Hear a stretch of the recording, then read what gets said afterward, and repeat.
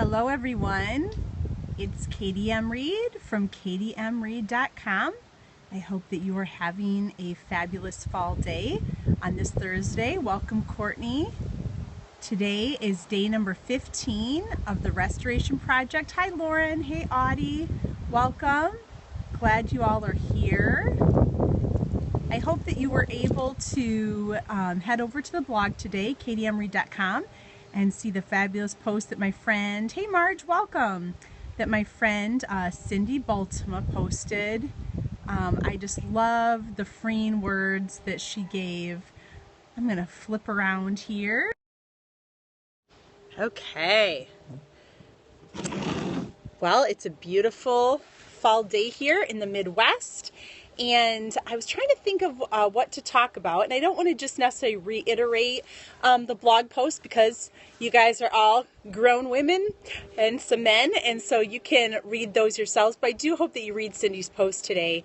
I just thought it was so freeing, and she talked about what Jesus didn't do, and in her words, there was a lot of freedom. You know, he was about his Father's business. He was focused on that, and sometimes that meant different things at different seasons or different days, but he stayed faithful to his course. And so what I wanted to talk to you about today was don't get lost in the woods of shoulds. And Cindy talked a little bit about that. She said, you know, nowhere does she say that Jesus said, you know, oh, I should do this or I should do that. You'll have to read it. She said it eloquently.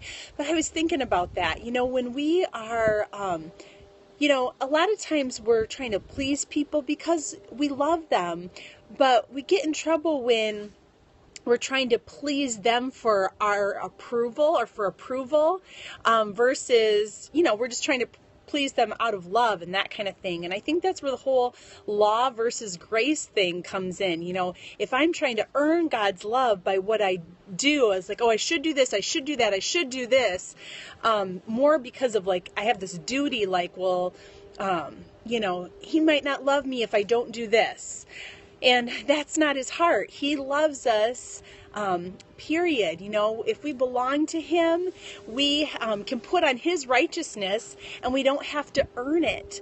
And that is a strange mystery, but it's a beautiful gift. And so sometimes I think as we're walking along the path God has for us, we can get lost when we start looking at all these shoulds. Oh, you know, I'm a mom, so I probably should do this. You know, I probably should always make homemade meals, or I should hand sew my kids' clothes. And that might be great for Betty Joe down the street, but maybe that's not realistic for you or what God's even called you to do with your time. And that is awesome that her kids have homemade clothes, and maybe you can buy, you know, a few of them from her. But I think when we're like, oh, I should do this, I should do that, we can get lost in the woods instead of staying on that path of peace that he has for us.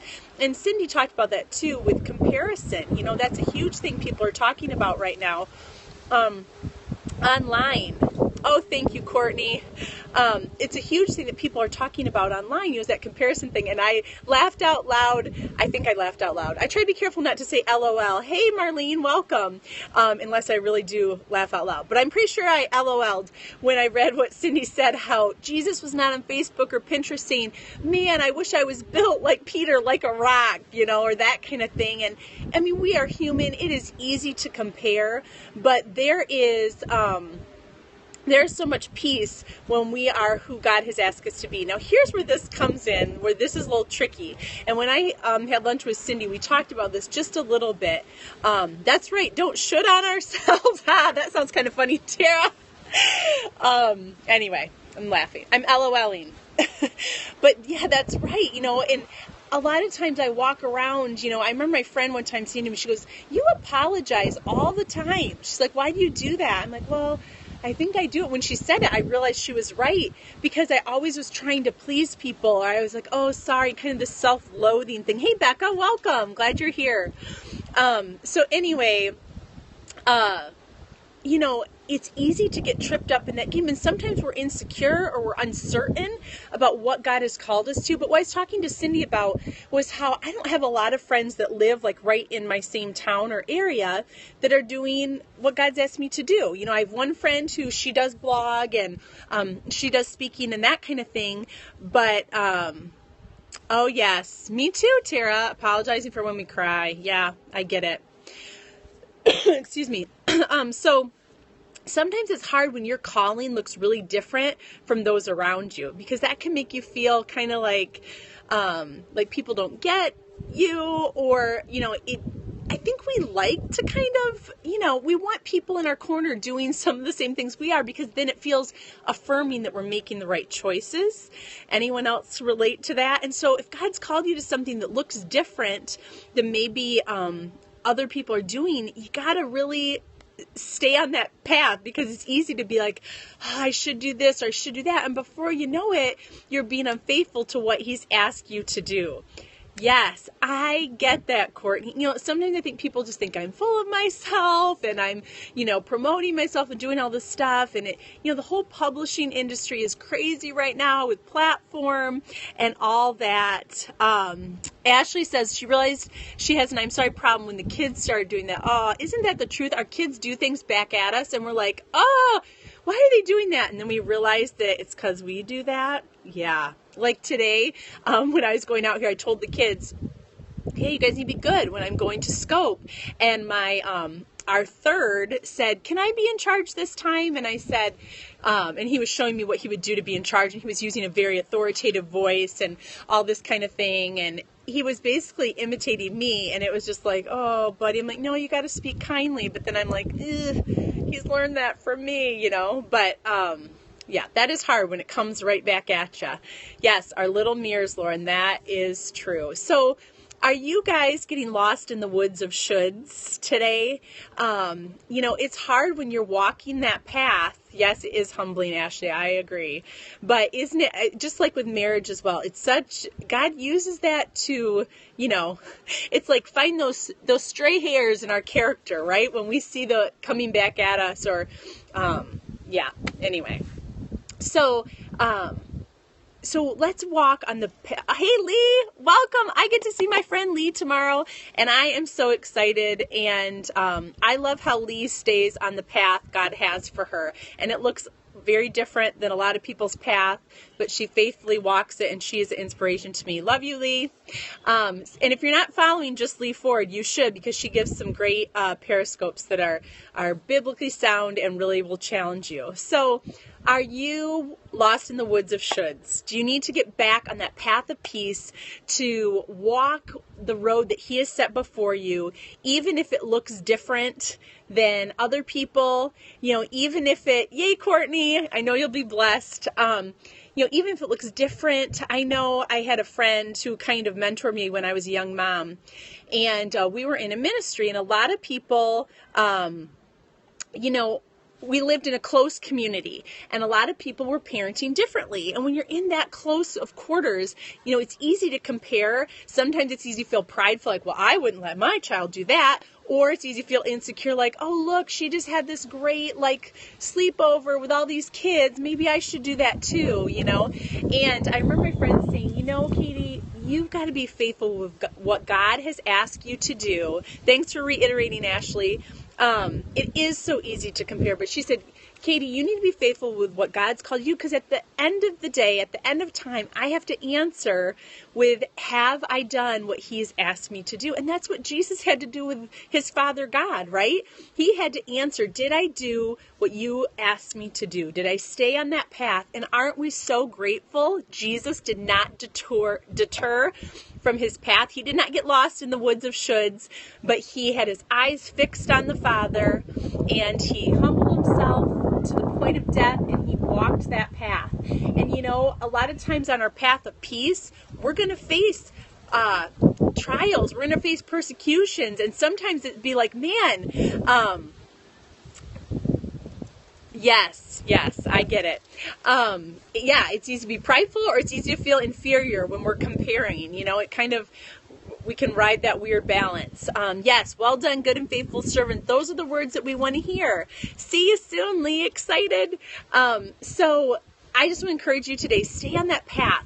Now, the path of peace, I think that's that inner peace, not from Kung Fu Panda, but just that inner peace that even when we encounter boulders on that path, even when we encounter, we trip on that path, that we are staying on that path, because when we're we're in His will, there is that peace. Even when things are hard, we can go back. I encourage you, if God has called you, to, let's say He's called you to homeschool and no one else is homeschooling around you, I'd encourage you, ask Him to give you a Bible verse to stand on, because our friend had told us before, he's like, times are going to be hard.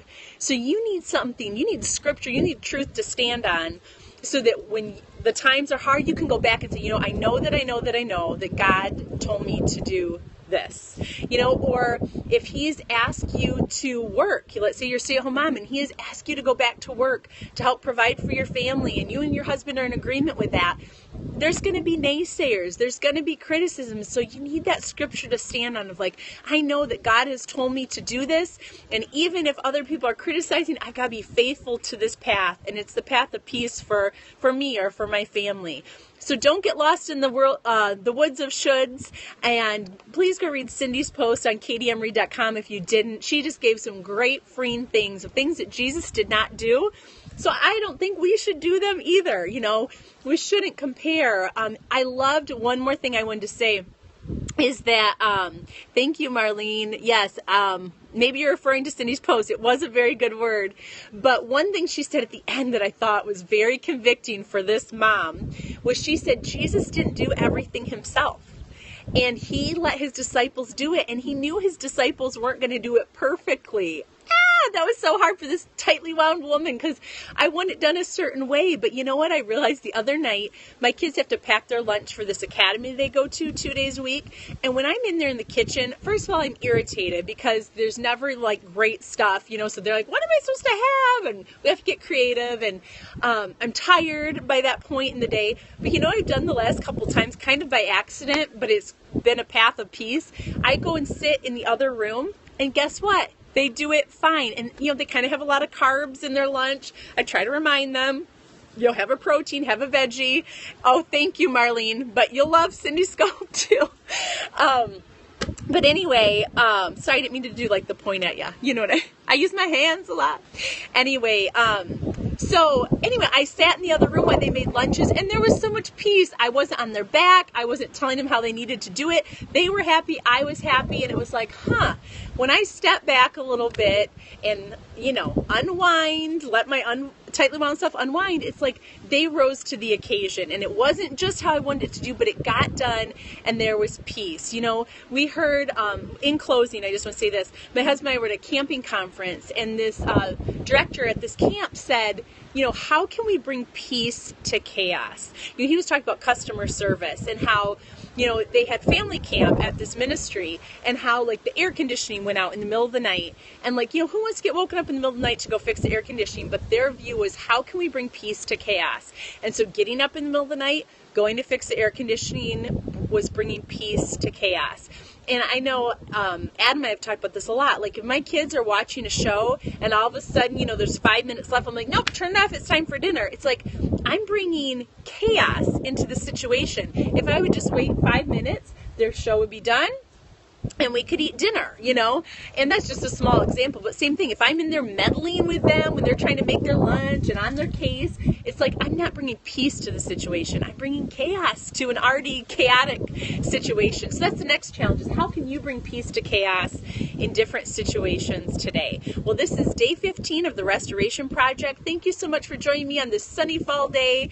And don't get lost in the woods of shoulds, but stay on the path of peace that God has specifically called you to. It might look different than anybody else, but at the end of the day, at the end of time, you want to be faithful with what He set before you. We're not going to do it perfectly. We will get tripped up, but if we're going to get tripped up, let's do it while we're on that path following the Lord. So thank you so much for joining me. And Marlene, great to see you. Thanks for following me recently. Thank you so much, you guys. It's great to see you. And tomorrow I have some news about the Periscope. I am going to be driving someone very special and her assistant tomorrow at the time I would Periscope. And so unless I'm at a potty stop, unless we're at lunch, I don't think I'm going to be able to Periscope at the regular time. I will try to, maybe in the evening scope, if the internet's okay where I am going. But I'm excited. I'm going to be talking to some ladies on Saturday, 2 different times, on undressing the stress.